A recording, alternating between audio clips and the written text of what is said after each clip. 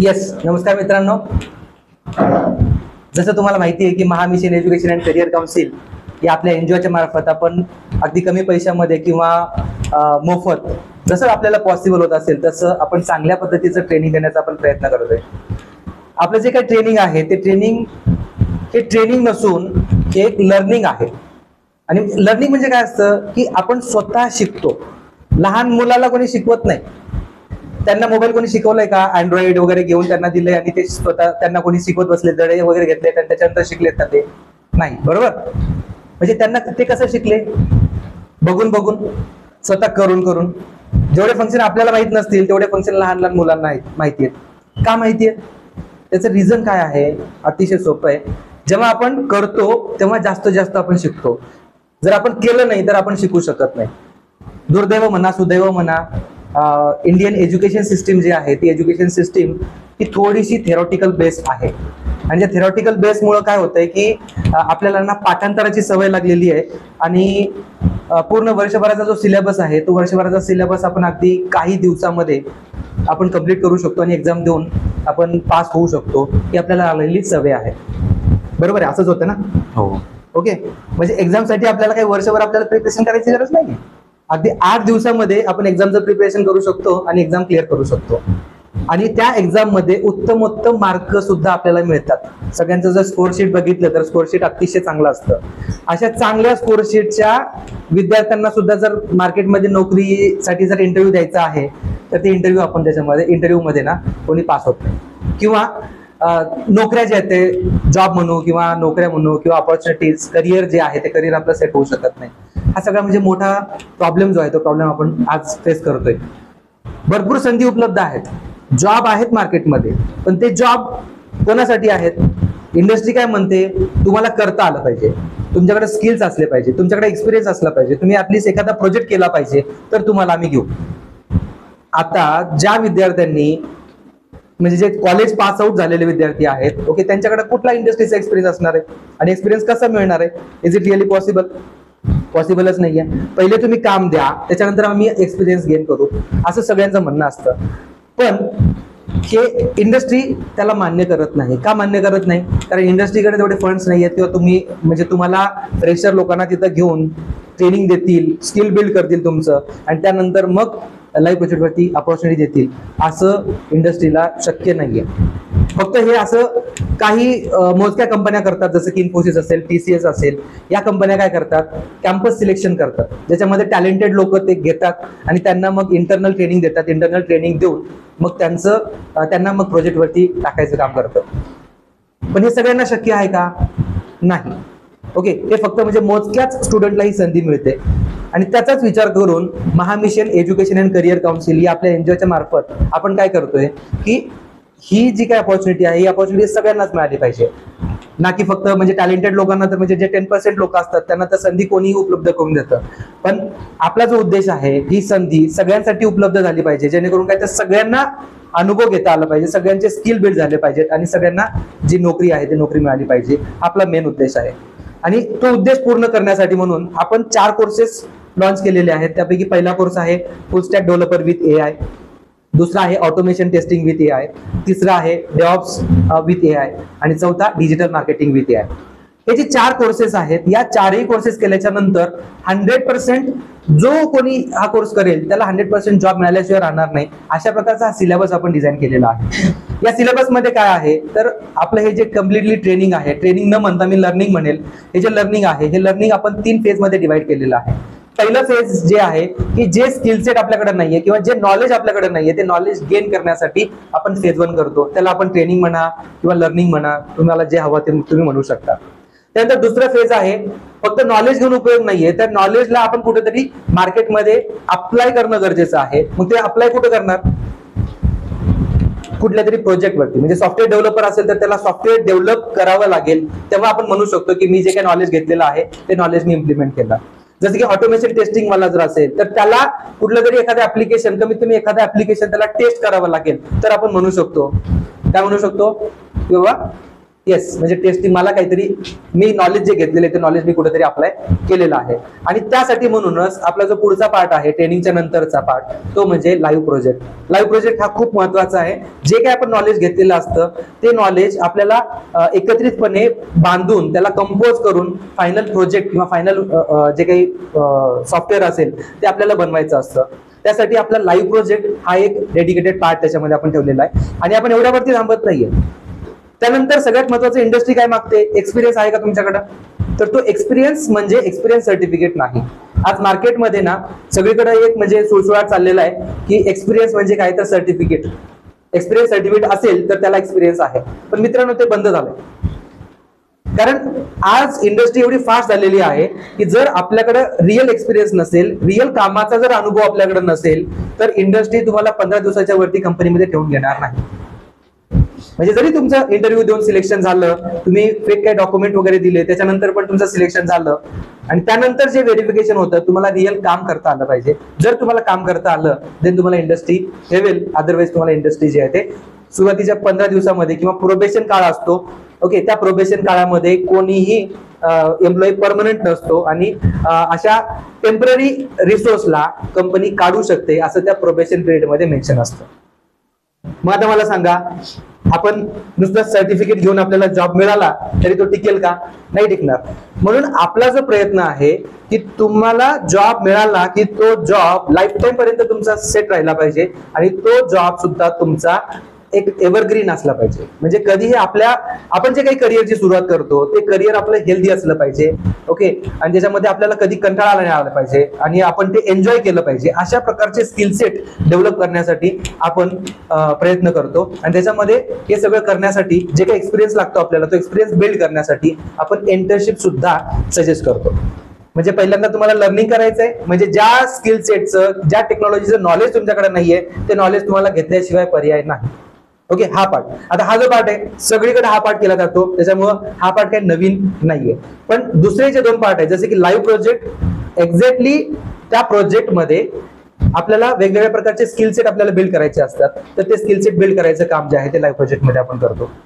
त्यानंतर इंटर्नशिप. या इंटर्नशिपमध्ये आपण काय करतो की इंटर्नशिपमध्ये कम्प्लिटली एक्सपिरियन्स, थोडा एक्सपिरियन्स आपला लाईव्ह प्रोजेक्टमध्ये बिल्ड झालाय, अजून डिटेलमध्ये जास्त एक्सपिरियन्स घेण्यासाठी आपल्याला इंटर्नशिपमध्ये खूप जास्त प्रोजेक्टवरती आपल्याला काम करायचंय, जेणेकरून काय तर जास्तीत जास्त एक्सपिरियन्स आपल्याला बिल्ड होईल. तसंच याच प्रकारे रवी माझ्यासोबत आहे. तर रवी हा ऑगस्ट बॅच मध्ये जॉईन झाला होता, बरोबर. रवी ऑगस्ट बॅच मध्ये जॉईन झाला होता. ऑगस्ट, सप्टेंबर, ऑक्टोबर, नोव्हेंबर आणि डिसेंबर, साधारण म्हणजे नोव्हेंबर पर्यंत ही बॅच होती. काही कारणास्तव ही बॅच जी आहे थोडंसं त्यांना प्रॅक्टिससाठी आणि आपणा गुरुचं पोर्टलचं आपलं डेव्हलपमेंट चालू होतं, त्यासाठी थोडंसं 1 महिना यांची जी बॅच आहे ती एक्सटेंड झालेली होती. आणि यांचा जो प्रोजेक्ट आपण म्हणजे 29 डिसेंबरला या बॅचची एक्झाम आपण घेतलेली होती. आणि त्या एक्झाम मध्ये ज्यांनी म्हणजे ती एक्झाम क्लिअर केलेली आहे किंवा पास झालेले आहेत अशा लोकांचं आपण लाईव्ह प्रोजेक्ट शेड्यूल केलेला होता. आणि त्या लाईव्ह प्रोजेक्टमध्ये रवीनी लाईव्ह प्रोजेक्ट तो कम्प्लीट केलेला आहे. तर आपण रवी बरोबर थोडंसं चर्चा करणार आहोत, डिस्कस करणार आहोत की हा जो काही लाईव्ह प्रोजेक्ट होता, या लाईव्ह प्रोजेक्टचा एक्झॅक्टली अनुभव काय आहे किंवा लाईव्ह प्रोजेक्टमध्ये त्याला नवीन काय मिळालं, जे की ट्रेनिंग सुद्धा झालेलं होतं, ट्रेनिंग मध्ये काय नवीन होतं, लाईव्ह प्रोजेक्ट मध्ये नवीन काय होतं, ट्रेनिंग फायद्याचं ठरलं का लाईव्ह प्रोजेक्ट फायद्याचं ठरलं, ही थोडीशी आपण चर्चा करणार आहोत. हाय रवी, कसा आहेस? Good morning. Good afternoon sir. Yes, कसा आहेस? बरं आहे सर. ओके, मग तुझा थोडक्यात मला म्हणजे एक म्हणजे ट्रेनिंगचा जो काही अनुभव असेल तो ट्रेनिंगचा अनुभव सगळ्यांना शेअर करशील. ओके, म्हणजे जे की ऑगस्ट पासून जे काही आपण ट्रेनिंग दिलेलं होतं त्याच्यामध्ये कोणत्या कोणत्या टेक्नॉलॉजी आपण कव्हर केले, त्याच्यानंतर त्याच्यात म्हणजे असाइनमेंट्स कसे होते, त्याच्यानंतर त्यात तुझं प्रॅक्टिस कसं झालं, म्हणजे जे काही स्किल सेट तुझं बिल्ड झालं ते स्किल सेट बद्दल थोडक्यात तू सांग. सर, स्टार्टिंग पासून सांगतो. प्रॉपरली एक क्लासेस अटेंड केलेले, त्यानंतर प्रॉपरली जे काय असाइनमेंट असतील, जे काय प्रोव्हाइड केलेले असतील ते प्रॉपरली आपल्याला मेंटेन करायचे आहेत. त्यानंतर प्रॉपरली टाइम टू टाइम ते सबमिट करायचे आहेत. It is the best part. Okay, त्यात तुझे म्हणजे कोणत्या कोणत्या टेक्नॉलॉजी तुझे कव्हर झाले? HTML, CSS, bootstrap, then JavaScript and MongoDB आणि पोस्टमॅन. Best part. ओके, आता याच्यामध्ये ट्रेनिंगच्या अगोदर, ओके, ह्याच्या अगोदर पण तू काही म्हणजे ऑनलाईन ट्रेनिंग वगैरे असं काही केलं होतं? नाही सर. ओके, म्हणजे सेल्फ लर्निंग वगैरे केलं होतं? नाही. मग तू म्हटला की म्हणजे तुला वेब टेक्नॉलॉजी किंवा वेब डेव्हलपमेंट आवडतं, हा तर मग त्या रिलेटेड जस्ट आयडिया होती की सर असं असं आहे, इतकं डीप नॉलेज नव्हतं मला. सो मग माझ्या फ्रेंडनी सजेस्ट केलं होतं क्लास अटेंड कर म्हणून. बेस्ट ऑप्शन आहे. ओके. म्हणजे तुझे जे काही म्हणजे आता ट्रेनिंग बद्दल तू काय सांगशील, म्हणजे ट्रेनिंग म्हणजे तुला कशा पद्धतीचं ट्रेनिंग मिळालं, ट्रेनिंग मध्ये काही थोडंसं म्हणजे चांगल्या गोष्टी कशा पद्धतीनं शिकवलं गेलं आणि ते कसं समजलं तुला, आणि त्याचा म्हणजे ट्रेनिंगचा जो काही एक्सपिरियन्स आहे तो एक्सपिरियन्स कसा राहिला तुझा? ट्रेनिंग बेस्ट वेने दिली सर, आणि ॲक्च्युली ती ऑफलाईन दिली त्यामुळं सो पटापट ते आपल्याला कॅचअप करता आलं. बेस्ट. ओके. आता जे काही म्हणजे आपलं जे काही प्रोसेस आहे, जसं की आपण म्हणजे पहिल्यांदा आपण ट्रेनिंग देतो आणि त्या ट्रेनिंगवरती आपण थांबत नाही, तर त्याच्यावरती असाइनमेंट सुद्धा दिले जातात. हो. तर त्या म्हणजे तुला कुठल्या गोष्टीचा फायदा झाला, म्हणजे ट्रेनिंगचा जास्त फायदा झाला का असाइनमेंटचा जास्त फायदा झाला? सर ट्रेनिंग मधून आपल्याला फक्त थेरोटिकल नॉलेज भेटत होतं, जे की आपल्याला इम्प्लिमेंट करायचं होतं. त्यामुळे ते असाइनमेंट दिल्यामुळे आपलं दोन्ही प्रॅक्टिकल आणि थेरोटिकल दोन्ही मिक्स होऊन ते चांगलं म्हणजे ब्रशअपसाठी चांगलं होतं सर. ओके. म्हणजे आता हा तुझा 3 महिन्याचा एक्सपिरियन्स आहे. आता या 3 महिन्यामध्ये तुला असं काही वेगळं काही तुला मिळालं का, किंवा वेगळ्या काही गोष्टी घडल्या का ट्रेनिंगच्या पिरियडमध्ये? सर ऑब्विसली नवीन जे काय लेटेस्ट टेक्नॉलॉजी आहेत मार्केटमध्ये ते शिकायला भेटलं. ओके. असं वाटलं होतं का की एवढा सगळा सिलेबस 3 महिन्यामध्ये कव्हर होईल? नाही. का नव्हतं वाटलं? सर ॲक्च्युली बाहेर मी चौकशी केली होती, बट ते काहीतरी 1 लाख फीस मागत होते आणि काहीतरी त्यांचं ड्युरेशन 1 इयर होतं. सो मग बेस्ट वाटलं क्लास. ओके. म्हणजे हे 3 महिन्यामध्ये कसं काय कव्हर झालं, किंवा 3 ते 4 महिने आपण म्हटलं, तर ते एवढ्या ड्युरेशन मध्ये कसं कव्हर झालं असं तुला वाटतं? म्हणजे कशामुळे, म्हणजे मार्केटमध्ये 1 इयर तुला सांगितलं होतं आणि तू हे 3 महिन्यामध्ये विदिन 3 मंथ यू कम्प्लिटेड दिस, हे कसं काय शक्य झालं, तुला कसं काय शक्य झालं? मीन्स म्हणजे जे इंडस्ट्रीमध्ये जे नीड आहे तेच प्रॉपरली आपल्याला गायडन्स केलं जातं बस. आणि बाहेर माहित नाही. ठीक आहे. ओके. आणि त्यानंतर आता म्हणजे हे ट्रेनिंग तर कम्प्लीट झालं. ट्रेनिंग कम्प्लीट झाल्याच्या नंतर एक्झाम झाली होती. त्या एक्झाम बद्दल तुला काय वाटतं, म्हणजे एक्झाम कशी होती, हार्ड होती, सोपी होती, ॲज कम्पेअर टू तुझ्या कॉलेजच्या एक्झाम बरोबर कम्पेअर कर, किंवा आतापर्यंतच्या एक्झाम बरोबर कम्पेअर केल्यानंतर एक्झाम कशी वाटली? As per the syllabus the exam is okay. आपल्याला जे ट्रेनिंग केलेलं होतं तेच आपल्याला म्हणजे MCQ मध्ये टाईपमध्ये ते सगळे क्वेश्चन्स दिले होते आणि एक्झाम एकदम बेस्ट होती. ओके. अजून एक्झाम आपण स्ट्रिक्ट केलेली आहे. म्हणजे लास्ट डिसेंबर मध्ये जी एक्झाम आपण घेतलेली होती त्या एक्झाम मध्ये फक्त MCQ होते. आता जे आहे ते आता अजून आपण जास्त ट्रॅकिंग करतोय, म्हणजे जो काही युजर आहे तो म्हणजे इकडे तिकडे बघत नाही का, कॉपी वगैरे करतोय का, या सगळ्या गोष्टी सुद्धा आपण आपल्या गुरुवरती आपण चेक करतोय, जेणेकरून काहीतरी म्हणजे कोणी कॉपी वगैरे नको करायला. ओके. म्हणजे जेन्युइन एक्झाम जी आहे ती जेन्युइन एक्झाम आपल्याला या ठिकाणी घेतोय आपण, जेणेकरून काहीतरी याचा उद्देश काय आहे की म्हणजे कोणीतरी फ्रॉड करून इथं आलाय हे आपल्याला नकोय. ओके. जे काही असेल ते एकदम जेन्युइन या ठिकाणी जेन्युइनपणा असेल आणि जे काही असेल ते 100% ट्रू असेल, ट्रस्टवरती असेल, त्या गोष्टी आपल्याला त्याच्यामध्ये करायचं. राईट. तशाच पद्धतीचं काही होतं असं वाटलं का, वेगळं काहीतरी? नाही, त्याच पद्धतीचं होतं. इथं आल्यानंतर एक्झाम घेतली, ते एक्झाम म्हणजे ऑब्झर्वेशन वगैरे किंवा सुपरविजन वगैरे होतं व्यवस्थित? हो. ओके. स्टाफ एकदम परफेक्ट होता. ओके. त्यानंतर मग तुझं प्रोजेक्ट सुरू झाला. कुठला प्रोजेक्ट तुला दिला होता? व्हिजिटिंग कार्डचा प्रोजेक्ट दिला होता, लाईव्ह प्रोजेक्ट. ओके. त्या प्रोजेक्ट मध्ये काय करायचं होतं, म्हणजे सुरुवातीला काय करायचं होतं आणि काय केलं त्याच्यामध्ये? Properly as per the design we have to develop the website on this that visiting card. काय काय केलं त्याच्यामध्ये, म्हणजे टोटल प्रोसेस काय होती? प्रोजेक्ट थोडक्यात प्रोजेक्ट एक्सप्लेन करणार तू, म्हणजे सुरुवातीला काय सांगितलं होतं, त्या प्रोजेक्टमध्ये तू काय काय केलं आणि त्या प्रोजेक्टमध्ये केल्याच्या नंतर तुझे काय काय स्किल्स बिल्ड झाले. Okay. Other than technical skill तर आधी आपण ट्रेनिंगमध्ये केलेलंच होतं, म्हणजे अदर दॅन टेक्निकल स्किल्स असे कोणते तुझे स्किल सेट बिल्ड झाले त्याबद्दल थोडक्यात तू सांग. त्यामध्ये आपण एक प्रॉपरली डॅशबोर्ड क्रिएट केला, त्यानंतर होम पेज क्रिएट केलेलं आहे, त्यानंतर त्याचे डिझाईन्स अँड टेम्पलेट्स ॲड केलेले आहेत. It is a totally dynamic website.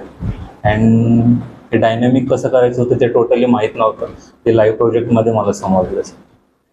Okay. आता तुझ्या प्रोजेक्टमध्ये हा प्रोजेक्ट कोणासाठी वापरला जातो, म्हणजे याचा एंड युजर कोण आहे आणि युजरच्या पर्स्पेक्टिव्ह कुठले कुठले फीचर त्याच्यामध्ये डेव्हलप केलेले आहेत? इंडस्ट्रीमध्ये नीड्स होणारे प्रॉपरली म्हणजे व्हिजिटिंग कार्डच आहेत आज सध्या तरी.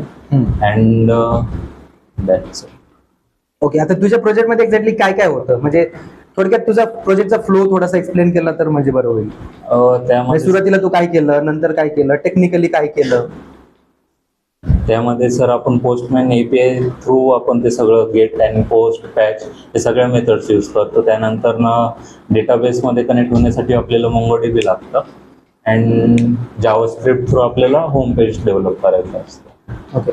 होम पेज मध्ये काय काय केलं त्याच्यामध्ये? होम पेज जे म्हणतो आपण, तर होम पेज एक्झॅक्टली काय असतं आणि होम पेज मध्ये काय कुठला कंटेंट असतो किंवा कोणत्या गोष्टी आपण त्याच्यामध्ये इन्व्हॉल्व करतो किंवा इन्क्लूड करतो? होम पेजमध्ये सर आपल्याला ऍक्च्युली इंट्रोडक्शन वगैरे म्हणजे कंपनी नक्की कुठल्या डोमेनवरती वर्क करते आणि कंपनीचं डोमेन काय आहे ते कळण्यासाठी आपण होम पेज डेव्हलप करतो. ओके.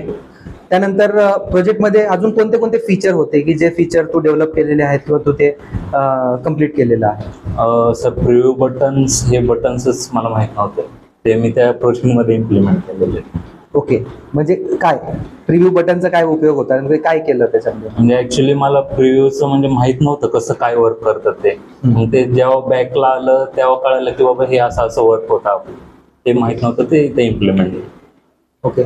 सुरुवातीला कसं वाटलं प्रोजेक्ट, म्हणजे मी करू शकतो असं वाटलं का हे मेरी बस की बात नाही असं काही वाटलं? स्टार्टिंगला वाटत होतं, बट जसं जसं हळूहळू प्रोग्रेस करत गेलो. स्टार्टिंगला म्हणजे कधी वाटलं? पहिल्या दिवशी, दुसऱ्या दिवशी? फर्स्ट डेला काय वाटलं? फर्स्ट डेला वाटलं नव्हतं की माझ्याकडनं होईल म्हणून हे प्रोजेक्ट. मग झालं एकदम ओके. ओके. म्हणजे असं ते होणार नाही असं किती दिवस वाटलं सुरुवातीला?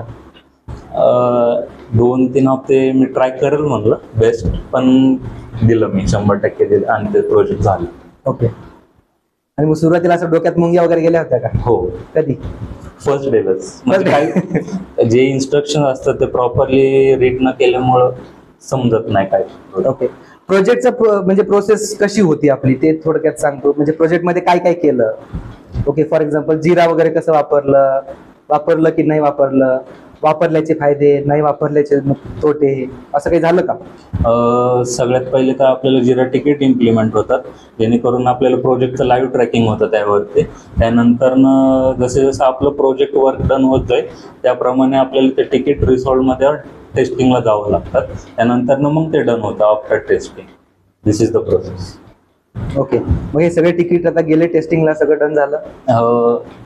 सर 60 to 70% झालं, बाकीचं ते वर्कमुळे राहिलं.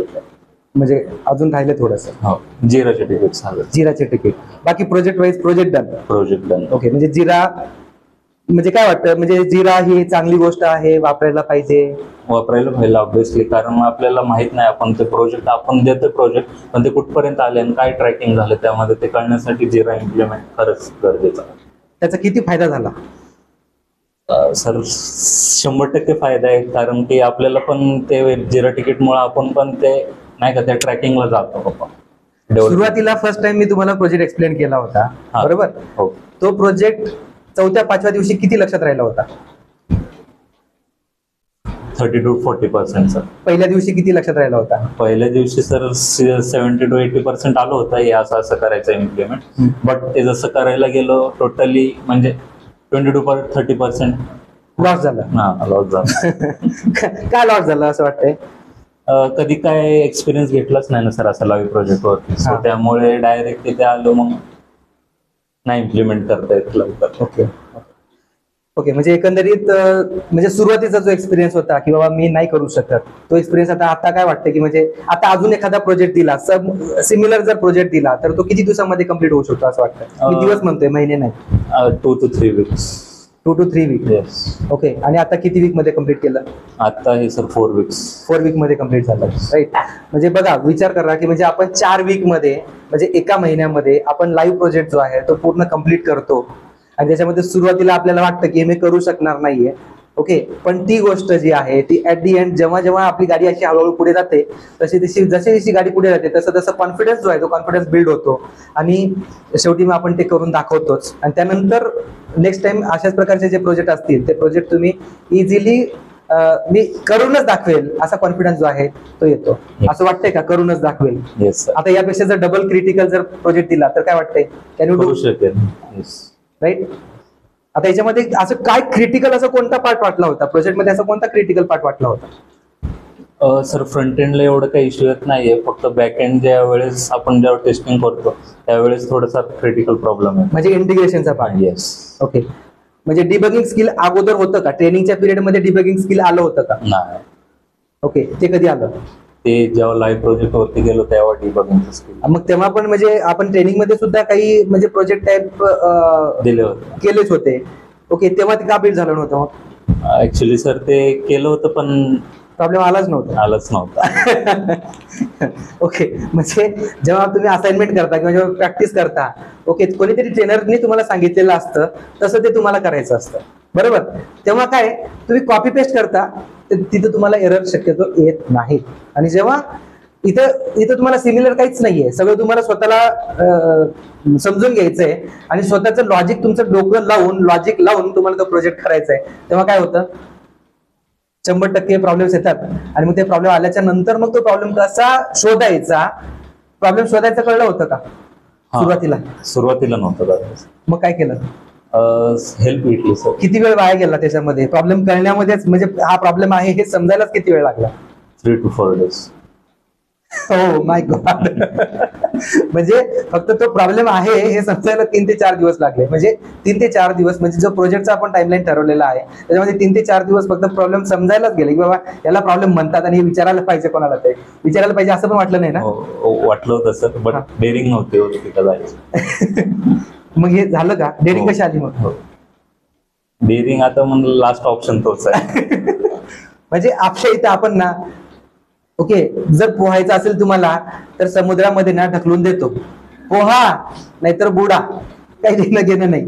ओके. तुम्हाला बुडू देत नाही, आपण ओढतोच, ठीक आहे, दोरी बांधून ढकलतो, नुसतं ढकलत नाही, ठीक आहे. त्यामुळे कसं आहे की तुमचा कॉन्फिडन्स कधीही लूज होणार नाही याची आपण पूर्ण काळजी घेतो, जेणेकरून काय तर ज्याच्यामुळं आज जे याच्या चेहऱ्यावरती जे असं कॉन्फिडन्स दिसतंय तुम्हाला, तर पहिल्या दिवशी जेव्हा इथं आला होता तर त्या दिवशीचं जर सपोज व्हिडिओ किंवा काही करून ठेवला असतं तर एवढा कॉन्फिडन्स त्याच्या ह्याच्यामध्ये नव्हता. ओके. कन्फ्यूज होता तो, कम्प्लिटली कन्फ्यूज होता. Yes or no? Yes. Okay.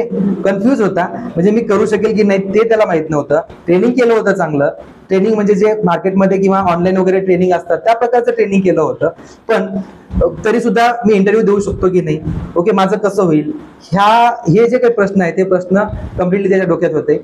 आणि पर्सनली तो मला भेटला पण होता की सर माझं कसं होईल, ओके, मला मग इंटर्नशिपमध्ये होईल का, होईल की नाही होईल, कसं होईल, मला कन्फ्युजन होत आहे. या सगळ्या गोष्टी आमच्या चर्चा झाल्या. त्याच्यानंतर मी म्हटलं फक्त तू ये प्रोजेक्ट कर, ओके, त्याच्यानंतर मग आपण बघू.